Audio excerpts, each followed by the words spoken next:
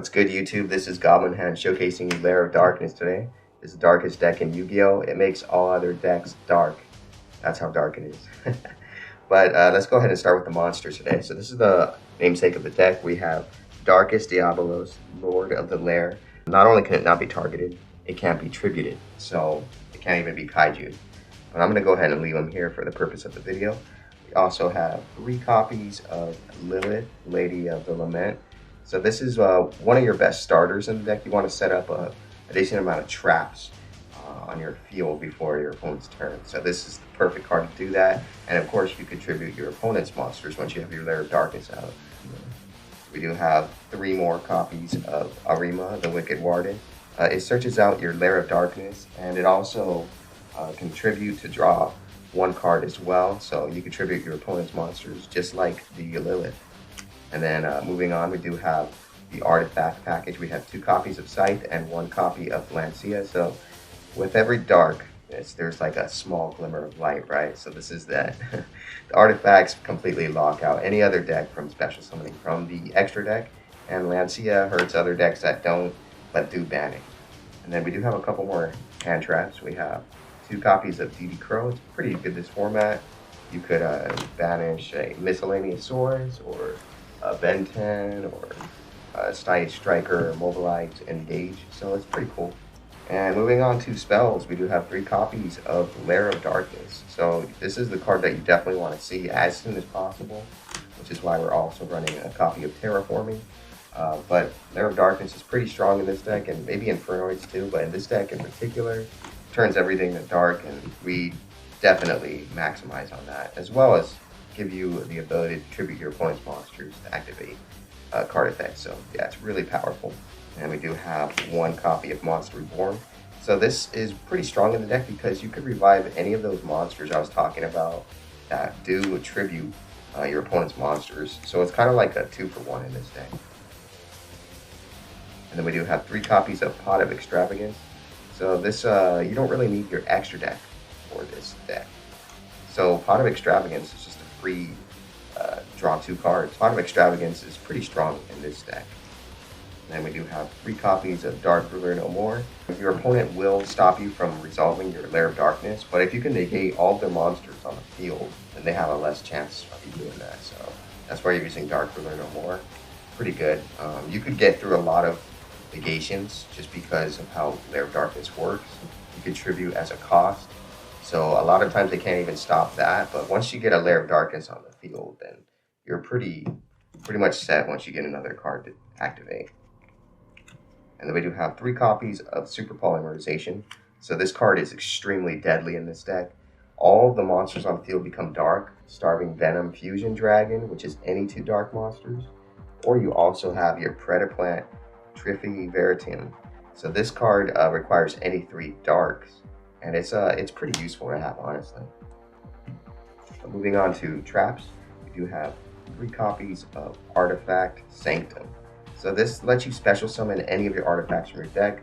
So you could summon the Lancia, and then you contribute it as well if you want to stop your opponent from banishing any cards, or you could summon your Sight and stop them from summoning from the extra deck. But Sanctum is especially useful because you get to destroy a card on the field. So, but as long as it's destroyed by your opponent as well. So you could get multiple effects from a single copy of Sanctum. And thanks to your Lilith, you will have easy access to it by running 3 copies of Lilith and 3 copies of Sanctum. It makes it super easy to get access to your Sanctums. So yeah, it's definitely the most powerful trap card in the deck. Generically powerful. We do have 2 copies of Eradicator Epidemic Virus. So this is a virus deck as well, because you contribute your opponent's monsters because they're dark, and then activate your own virus cards. So it's absolutely crazy. Ha! This is it! My face-down card will finish you off! I'm about to destroy your deck, or what's left of it!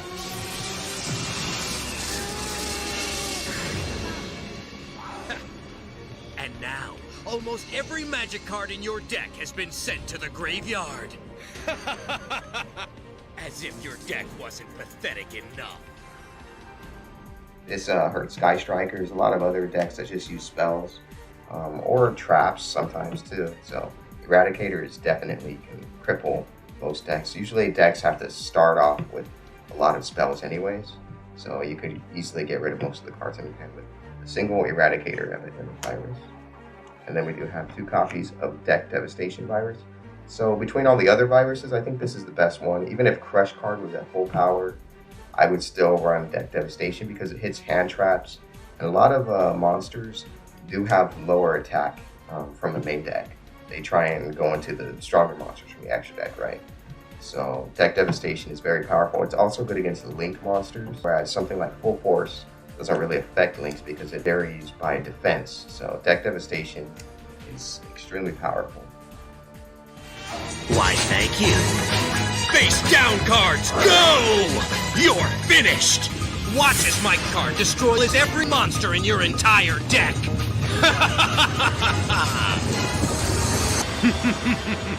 Now every monster in your deck with 1,500 attack points goes to the graveyard! Yes, I know. Looks like you're left with nothing but a deck full of worthless monsters who pose absolutely no threat to me. And then we do have 1 copy of Trap Trick. It allows your copies of Deck Devastation that you have 2 of, and your Eradicator, to almost act like you have 3 of them. So when you activate your Lilith, it kind of fills the gap. You could choose 2 Deck Devastations and 1 Trap Trick. If you happen to get the Trap Trick, you could still activate the Deck Devastation Virus. And the same with Eradicator, so it's kind of like a wild card. You could run more than 1 Trap Trick if you want as well. And then we do have 2 copies of Back to the Front for that same reason. Copy the Trap Trick if you really need another copy. But that's very powerful. It's your recovery trap card. Call the Haunted and Oasis from the Dragon Souls are both continuous. And then we do have a few extra Floodgates. 2 copies of Mistake and 1 copy of Gozen Match. So Mistake doesn't really hurt this deck at all. It hurts almost every other deck in the game. But the only card you're going to be searching for is your Lair of Darkness with Mistake. So it's not going to hurt too much once you get that card on the field. And then you also have Gozen Match, which, because all the monsters are treated as dark, any non-dark deck that you play against is just going to get completely wrecked. Because as long as they have 1 monster on the field, they won't be able to summon anything else. So the only deck that it doesn't hurt is like a Mirror Match or Dark Magician or some other dark deck. So that's why I only have 1 copy, but feel free to add more because it's absolutely devastating. Alright, and then going on to the extra deck, we already saw the Predaplant Tricky Vertum and then also the Starving Venom. However, I definitely recommend running at least an extra copy because you do have Pot of Extravagance, so you do have a chance of banishing some of those. But you can increase the amount of those if you want as well. And just in case you don't have the Lair of Darkness, Mud Dragon of the Swamp will make your Super Polys a little bit more live. So we just have that just for that reason. Usually you don't go into that though. And then for the less versatile Super Poly targets, we do have 1 copy of Prank Kids Weather Washer. So with Prank Kids, they have built-in Raigeki and Harpy's Feather Duster set up. So the moment you play your Lair of Darkness, they're probably going to destroy it. So that's why I figure you might as well just play the Prank Kids to avoid that fiasco. So that's why we have that.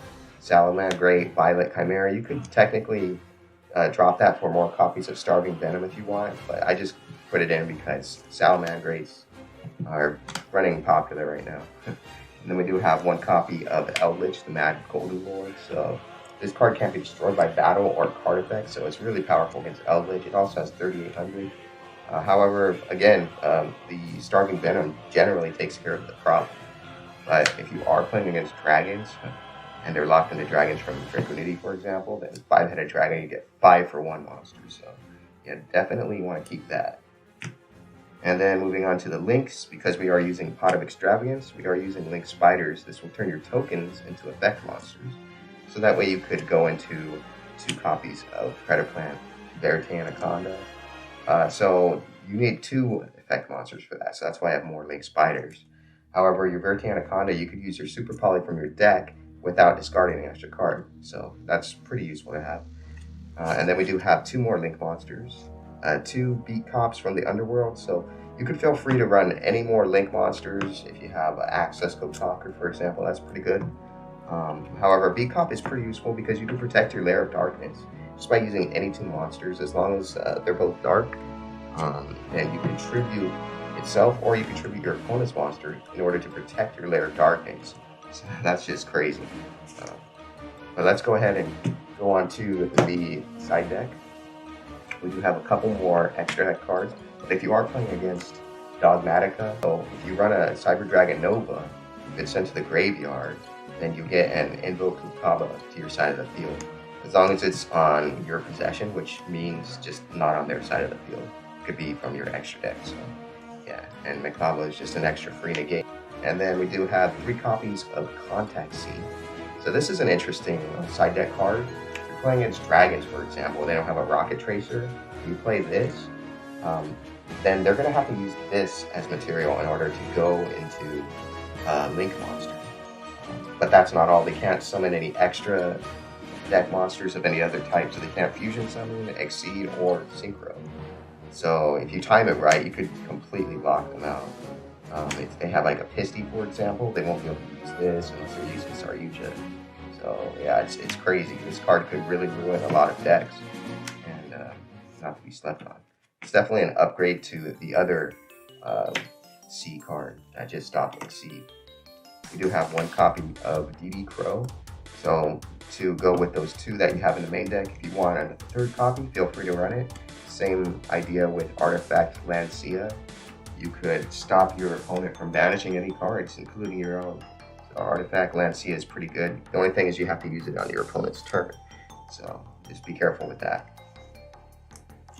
And then we do have 1 more copy of each of the viruses. So if you find that you're playing against a deck of pure monsters or pure spell and traps, then you might want to swap out 1 of those for a 3rd copy of each. That virus will spread!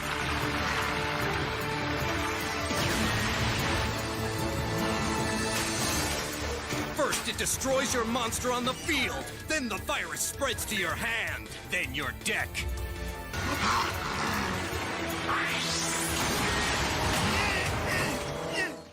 Similarly, we do have 2 more copies of Gozen Match, because any non-dark deck will get completely destroyed by this card, just as long as you could go first. But yeah, it's a very powerful floodgate in the deck. You could use other cards like Summon Limit as well, but that might actually hurt your deck. Some cards like Gozen Match don't hurt your deck whatsoever. And then we do have 3 more cards.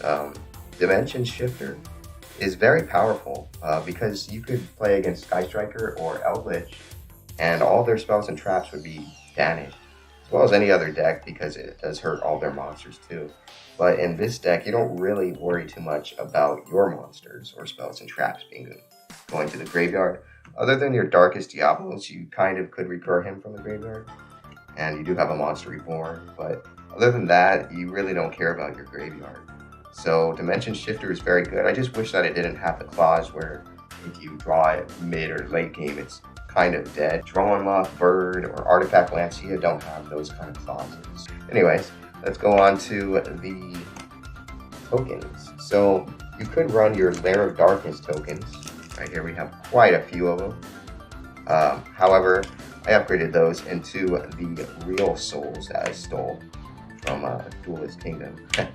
We have all the original duelists from Yu-Gi-Oh! Duel Monsters: Joey Wheeler, Maximilian Pegasus, Weevil, Mako, Mai, and even Bandit Keith. And we even got someone from GX. So yeah, these are really shiny tokens that you could use. It's pretty nice to have those, honestly.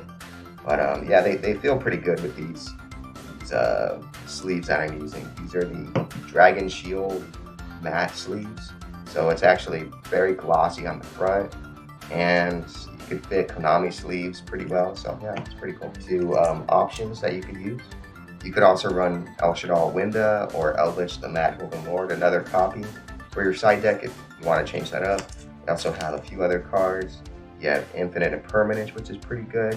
Unfortunately, I feel like it's not quite as impactful as some of the other cards I was running. You could run a Cyframe Gear Gamma because you do a lot of tributing. There's a good chance that you won't have any monsters on your side. So Gamma is not too bad of an option. And then you could also run cards like Monster Gate or Enemy Controller. They do tribute your opponent's cards, Only problem is I feel like they're also not very impactful, so you only get one tribute per turn, so that's why I only have one copy of why I don't run these cards. And Metaverse is unfortunately at 1, so you can't really use it as much as you want to. But other than that, that's pretty much the deck profile. Thank you so much for watching me. If you want to see any combos or any other deck profiles, just let me know in the comments below. Alright, have a good one. Bye.